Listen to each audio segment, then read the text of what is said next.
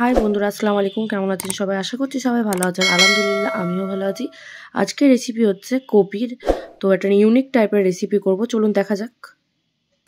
Oh my god! Wow! এখানে আমি জল নিয়ে নিয়েছি। তো এখানে কপিগুলো ভিজিয়ে দেব লবণ দিয়ে দিয়েছি। আর এবার হচ্ছে গ্যাস জ্বালিয়ে নেব। এটা না অনেক আগেকার ভিডিও, মানে 2-3 মাস হয়ে গেছে ভিডিওটা বানিয়েছি, মানে করেছি আমি, কিন্তু এতদিন ছাড়া হয়নি। তখন মানে কপি পাওয়া যেত না। এখন তো শীতকাল, কিন্তু আমি যখন বানিয়েছি তখন ওটা গরমকাল ছিল, কপি পাওয়া যেত না। এখানে নুন আর হলুদ দিয়ে আলুটাকে মাখিয়ে রেখে দিয়েছিলাম। আমি কপিটার ভেতরে আলুও দেবো।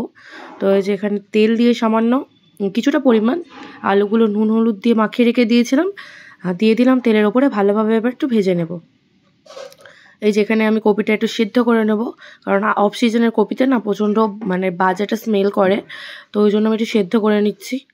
এই যেখানে আমার এখানে আলুগুলো প্রায় ভাজা হয়ে গেছে, কপিটাও জলটা ফুটে গেছে কপির। তো আলুগুলো এবার আমি তুলে নেব।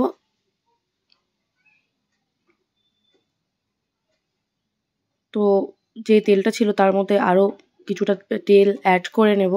তো তেলটা গরম হলে, ভালো করে তেলটা গরম করতে হবে। তো তেলটা গরম হলে দিয়ে দেবো হচ্ছে পেঁয়াজ কুচি। রেসিপিটা করছি কিন্তু আমি। তো কেমন হয়েছে তোমরা কমেন্ট করে অবশ্যই জানাবে, বাড়িতে অবশ্যই ট্রাই করবে। আর যারা যারা আমার চ্যানেলটা এখনও সাবস্ক্রাইব করনি, প্লিজ সাবস্ক্রাইব করে দেবে। আর সবাই কিন্তু একটা করে লাইক দিয়ে যাবে। সবাই দেখো কিন্তু ভিডিওগুলো লাইক দাও না। তো কপিটাও সেদ্ধ হয়ে গেছে। এখানে আমি পেঁয়াজগুলো ভেজে নিয়েছি, মানে বেরেস্তা টাইপের করে নিয়েছি। তারপর মিক্সার গ্রাইন্ডারের বাটির মধ্যে দিয়ে নিয়েছি। এর মধ্যে দিয়ে দিচ্ছি কিছুটা আমি কাজু বাদাম।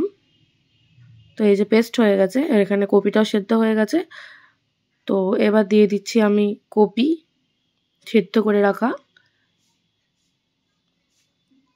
তো কপিগুলো ভালোভাবে ভেজে নিতে হবে। কপিগুলো ভাজা হয়ে গেলে আবার কিছুটা তেল দিয়ে নিচ্ছি আমি। কপি রান্নার জন্য বুঝতেই পারছো কতটা তেল লাগছে। এখানে দিয়ে দিচ্ছি, তেলটা গরম হলে শুকনো লঙ্কা, তেজপাতা, দুগুলো একসাথে ভালোভাবে একটু ফ্রাই হয়ে গেলে দিয়ে দেবো গোটা গরম মশলা আর কালো জিরে। এখানে আছে এলাচ, লবঙ্গ, দারচিনি আর কালো জিরে। তো এর মধ্যে আবার কিছুটা পেঁয়াজ দিয়ে দিলাম। রেসিপিটার নাম হচ্ছে এখানে আদা রসুন আর জিরের পেস্ট, হাওয়াদি মুর কোরমা কলিফ্লাওয়ার রেসিপি। তো এই যে পেস্টটা বানিয়ে নিয়েছিলাম কাজু বাদাম আর পেঁয়াজে, ওটাও দিয়ে নিয়ে ভালোভাবে কষিয়ে নিতে হবে মশলাটা, যাতে কাঁচা গন্ধ না থাকে।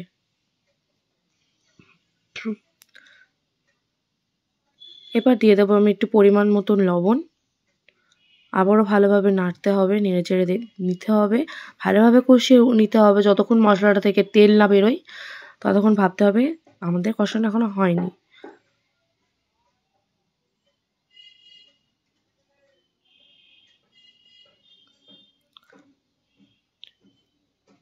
তো এই যে আবার নাড়াচাড়া করে গুঁড়ো লঙ্কার গুঁড়ো দিয়ে নিলাম। হলুদ গুঁড়ো না হলেও হবে, আমি দিইনি। তোমরা যদি মনে করো দেওয়াটা দরকার তাহলে দিতে পারো। আর একটা সবথেকে ভালো জিনিস অ্যাড করব হচ্ছে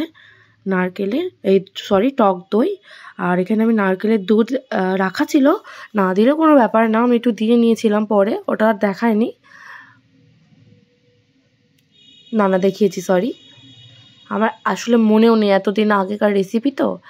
নারকেলের দুধ আমি দিয়ে নিয়েছি এখানে। দিলে কিন্তু একটা মানে এত সুন্দর খেতে হয়েছিল না। আর তোমরা দিলে কিন্তু সত্যিই বুঝতে পারবে কতটা ভালো হয়েছিল।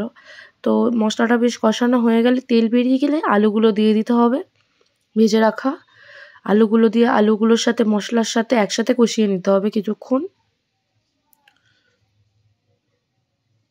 তারপর দিয়ে নিতে হবে যে কপিগুলো সেদ্ধ করে ভেজে রাখা ছিল, সেই কপিগুলো। তোমরা সত্যি বলছি এভাবে একদিন ট্রাই করে দেখো, নারকেলের দুধটাও দেওয়ার চেষ্টা করবে, যদি না থাকে তো কোনো ব্যাপার না, তো দেখবে অনেক ভালো হবে।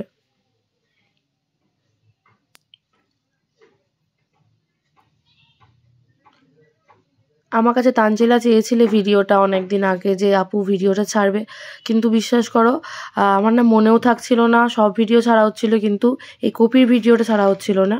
তো আজকে ছেড়ে দিলাম, অনেক আগেকার হলেও দেখো এখন তো কপির সিজন আছে, তো মানে ভালোভাবে পেয়ে যাবে। পেঁয়াজ বেরেস্তা একটু রাখা ছিল তুলে, তো সেটাও দিয়ে দিলাম। আর একটু গরম মশলার গুঁড়ো সানরাইজের দিয়ে নিলাম। তোমরা হাতের কাছে এখন ফুলকপি পেয়ে যাবে। আর একদিন দেখাবো বাঁধাকপির রেসিপি। তো দেখতেই পাচ্ছ কতটা ভালো হয়েছে রেসিপিটা। আমি ঢেলে নেব এখানে। খেতেও পাও হয়েছিল। Thank you for watching. Bye bye বন্ধুরা, ভালো থাকবে, সুস্থ থাকবে।